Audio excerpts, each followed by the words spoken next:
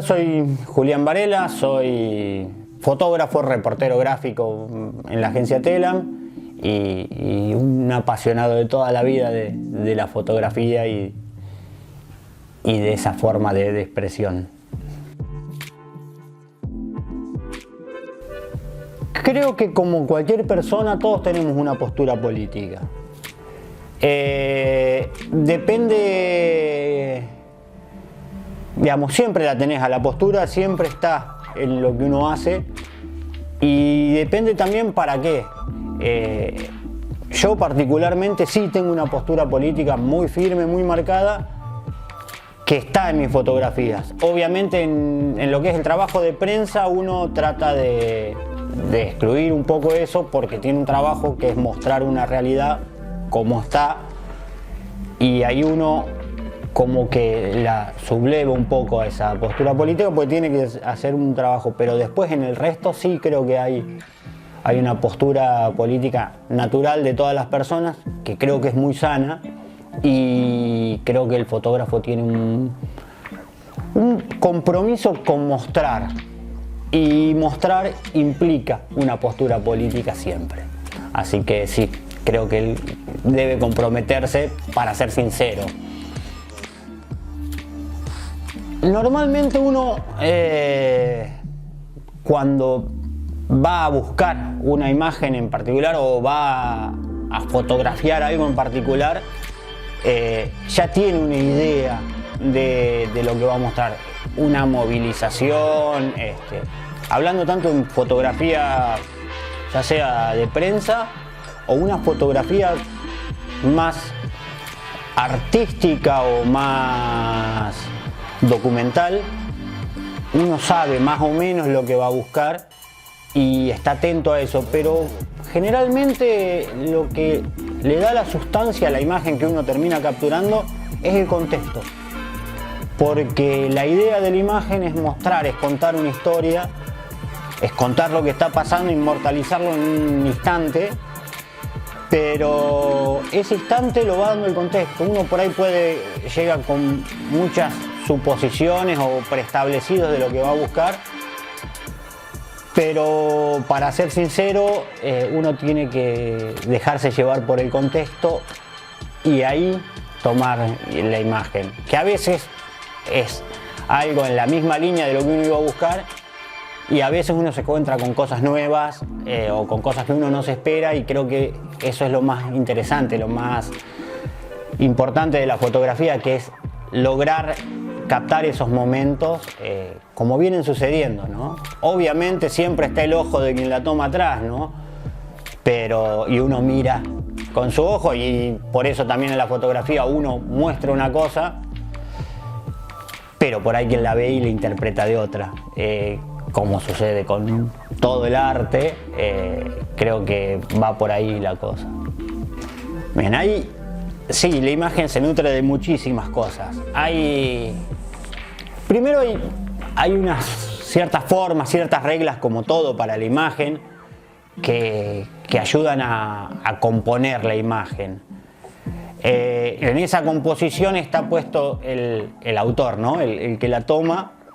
Y de ahí sí, ahí me nutro. Yo soy un gran lector, a mí me gusta estudiar, me gusta mucho la política, en todos sus sentidos, desde lo religioso, desde lo partidario o no. La política social es algo que a mí me llega muy internamente. Después sí, filosofía, sociología. A mí me gusta mucho hacer fotografía de cuestiones sociales, movilizaciones, situaciones sociales de conflicto. Entonces, por lo menos en mi caso, se nutre mucho de esa información. Además de, obviamente, información de fotografía en sí, ¿no? Hay libros que he leído, hay técnicas y ciertos elementos de fotografías que uno las tiene en cuenta para respetarlas o romperlas, según sea el caso, ¿no? Según lo que uno quiera mostrar. Pero La fotografía es una mirada y como es una mirada, se nutre de absolutamente todo. De la historia que uno conoce, de las noticias que uno lee, de lo que está informado, de lo que conoce. Uno a través de lo que conoce interpreta lo que ve. Y eso en la fotografía hasta exige que uno sea un poco más cuidadoso y sea un poco más estricto con eso, es tratar de conocer más, porque en la fotografía hay que resumir mucho en un instante.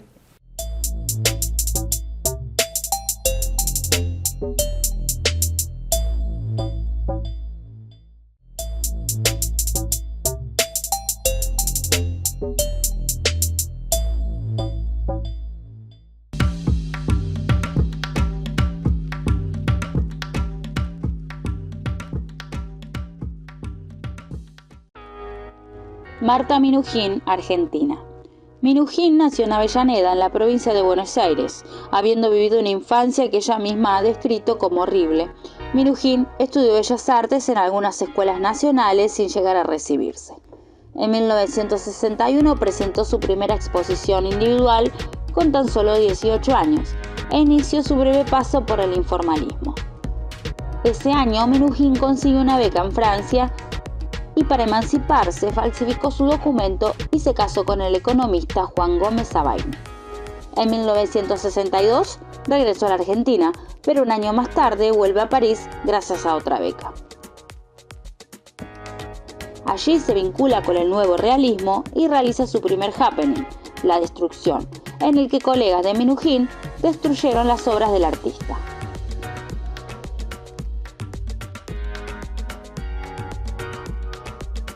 De vuelta en Buenos Aires, Minujín presentó varios happenings, performances e instalaciones artísticas en el Instituto Di Tella, entre ellas la celebrada Menezunda.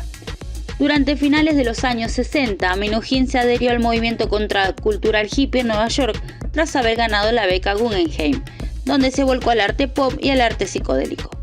Durante esta época y más tarde, en la década del 70, Minujín trabajó tanto en Buenos Aires como en Nueva York. A finales de los años 70, siguiendo las sugerencias de Roberto McIntosh, comienza con los obeliscos en movimiento y sus obras sensacionables, y a principios de los 80 se vuelca al arte mental con obras como Repollos y Toronjas, y a proyectos que desacralizaban mitos populares como el obelisco de Pan Dulce y Carlos Gardel del Fuego. En 1983, y en celebración del retorno de la democracia en Argentina, Minujín presentó en la avenida 9 de Julio el Partenón de Libros, formado con libros prohibidos durante la dictadura militar.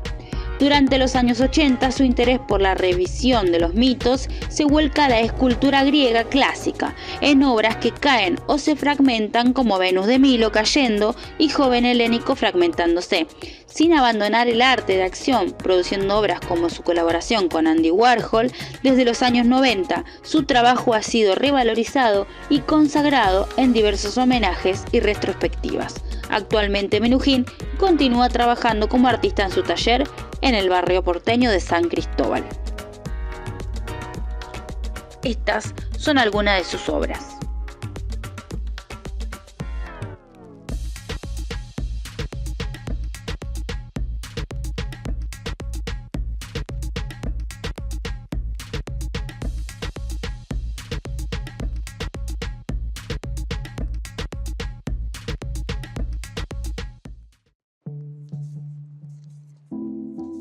Yo creo que desde el lado de quien toma la imagen, uno la defiende exponiéndola, ¿no? Mostrándola. Creo que es la única defensa que podemos hacer nosotros de las imágenes que hacemos. Nosotros las exponemos, ponemos la imagen ahí, y después lo que es para nosotros una reivindicación de la imagen es, en mi caso sobre todo, que es una de las cosas que más me gusta, es que esas imágenes le sirvan a quienes están a mí en caso particular, ¿no? Me encanta en alguna lucha determinada en la que yo me siento parte, que usen esas imágenes para transmitir el mensaje, que las ayude a transmitir el mensaje. Creo que esa es la mayor reivindicación de las imágenes, que se usen para transmitir, para mostrar. Después, bueno, hay imágenes que, digamos, se reivindican cuando quedan en el tiempo, cuando son usadas, cuando son vistas. Si la imagen sigue generando cosas, esa es la mayor reivindicación. Y cuando esa reivindicación se proyecta en el tiempo, el fundamento inicial de la imagen a veces muta y muta mucho, y ahí hay otra resignificación de la imagen y otra defensa de una imagen que a veces es mágica. A veces nos duele porque a veces termina siendo algo que uno no quería, pero a veces van evolucionando y, como todo, la percepción en el tiempo cambia, pero la imagen es siempre la misma. Por ahí esas mutaciones de la percepción de una misma imagen es también una reivindicación, a veces dolorosa, a veces no, pero es una reivindicación más de las imágenes que podemos hacer. Que hay que aprender a ver las imágenes, y que hay que aprender a ver las imágenes propias, que cualquiera hoy tiene elementos desde un celular y todo para tomar imágenes. Está bueno meterse un poco en el mundillo de cómo tomar las imágenes y meter en las imágenes el sentimiento del que lo ve, que es una parte más difícil, pero que yo siempre recalco. La idea de la imagen, aunque sea algo estático, fijo, es que te dé a entender el sentimiento. No solamente una cosa bonita, unas figuras ahí, una composición de figuras, una especie de collage, sino que te diga algo, que exprese lo más cercano posible a lo que uno ve en la imagen. Eso es algo que, si uno se propone lograrlo, empieza a dar otro significado y empieza a dar otra relevancia y empieza a dejar testimonio.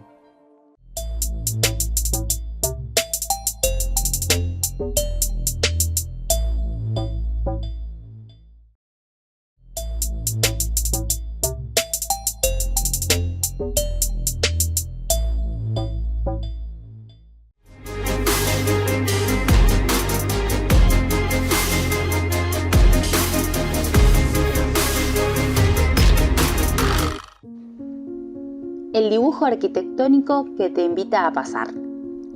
La iluminación ejerce un importante papel en nuestro estado de ánimo. Solo la luz es capaz de transformar un rincón lúgubre en una estancia repleta de vida. La obra de Nikita Busiak gira en torno a la arquitectura, desde estructuras estilo europeo hasta cabañas solitarias en el bosque, pasando por edificios residenciales.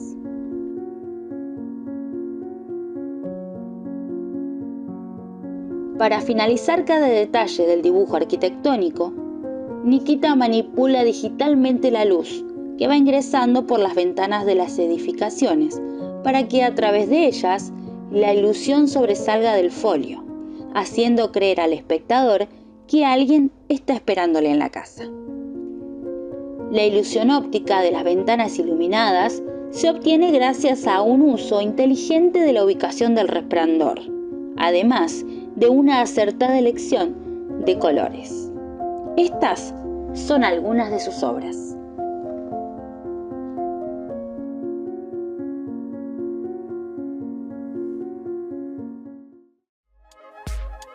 ¿Cuántas veces salimos y andamos siempre sin un minuto más de tiempo? Ese apuro nos hace perder la riqueza artística visual que nos rodea.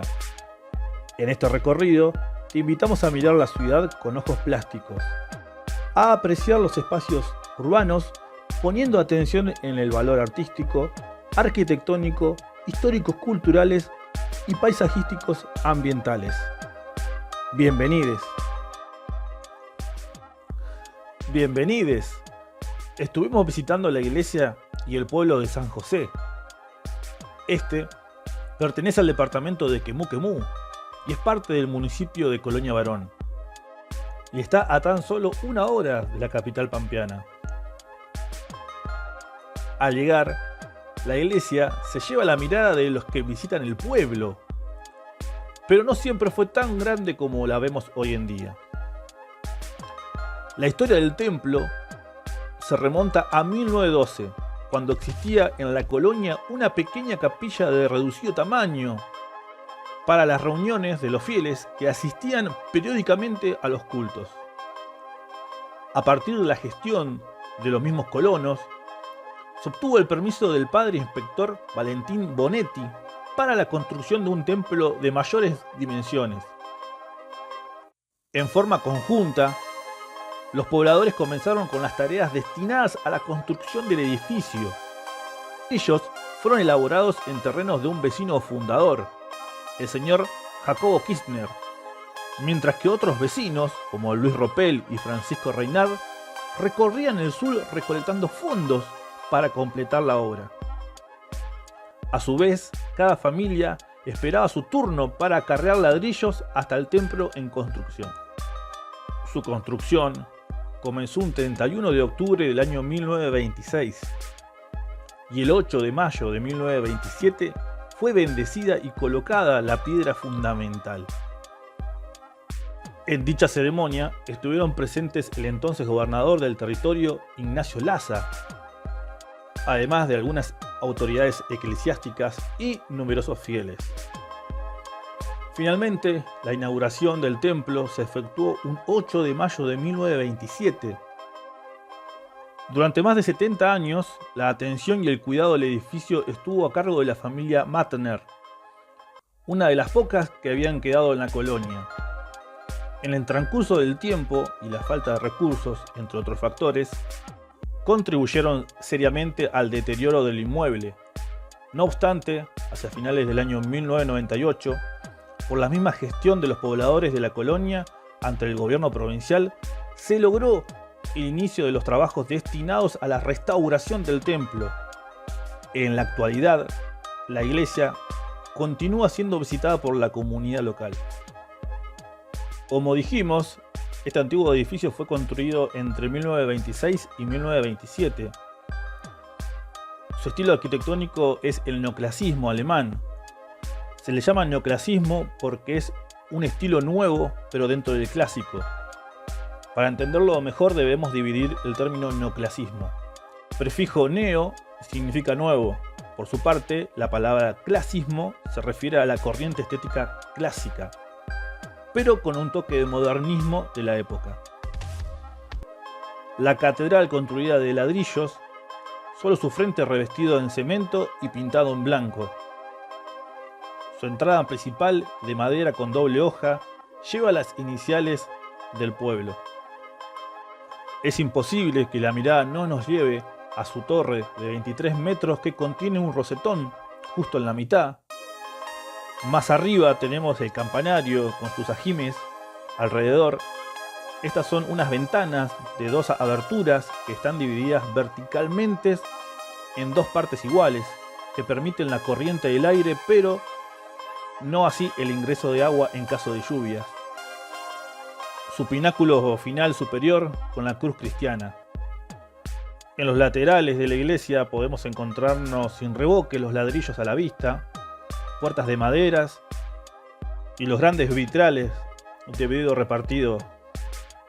Del final de la iglesia, del lado exterior, podemos ver lo que era la bóveda. Actualmente es el santuario de la iglesia. Al ingresar a la iglesia nos encontramos con el mobiliario clásico eclesiástico. El interior de la nave central realizada completamente en mármol de Carrara. Pero dejemos que estos y más detalles nos cuente la hermana María Esther Cortabarría. Ella está a cargo del santuario desde el 2012.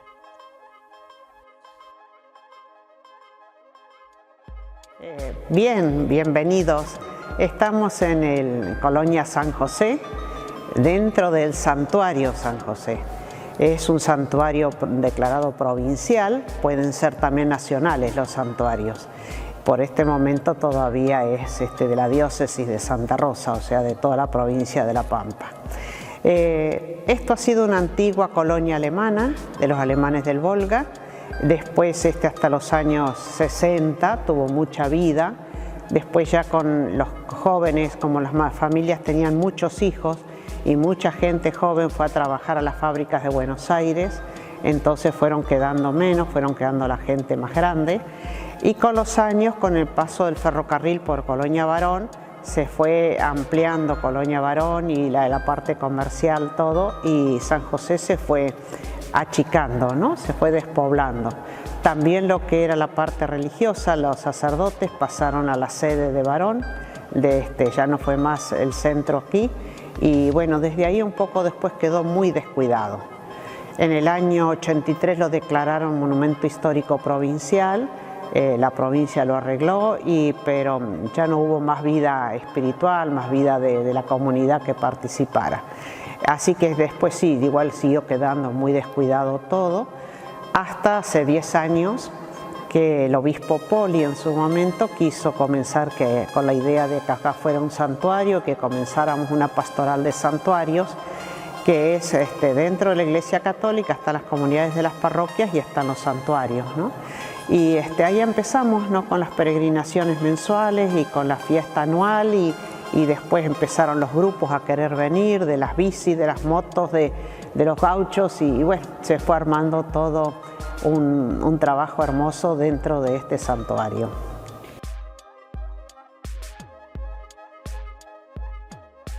Los fundadores del pueblo fueron Dietrich y Kirchner. Y después de ahí la iglesia, el pueblo se fundó en el 10 y los sacerdotes en el primer momento venían desde Río Cuarto, los padres franciscanos. Pero luego, desde el 12, ya estuvieron aquí sacerdotes salesianos alemanes, de lengua alemana, porque eran todos los colonos, los que empezaron a habitar estas zonas, eran todos alemanes del Volga, que mantenían el idioma. Entonces, por eso mandaron también sacerdotes alemanes a este lugar. Hubo casi siempre 3, 4, 5 sacerdotes, y desde acá era un centro misionero. Desde acá salían a todos los otros pueblos, en caballos, en sulkis, pero se iban, después ya cuando pasó el ferrocarril, algunos pueblos, por ejemplo, Mayer, Winifreda, ya en tren, Castex, no sé, Bajo de las Palomas, para este lado todo hasta Gustoni, casi hasta llegar a Pico, Quemú, Cané, todo pertenecía acá. Este era el centro, y desde acá iban saliendo los sacerdotes y iban evangelizando y llevando la palabra de Dios también a los otros pueblos que se iban fundando en esos años, ¿no? Iban siendo comunidades nuevas. Nos despedimos momentáneamente de la colonia San José, dejando más información para esta en el próximo programa de El Ojo Plástico.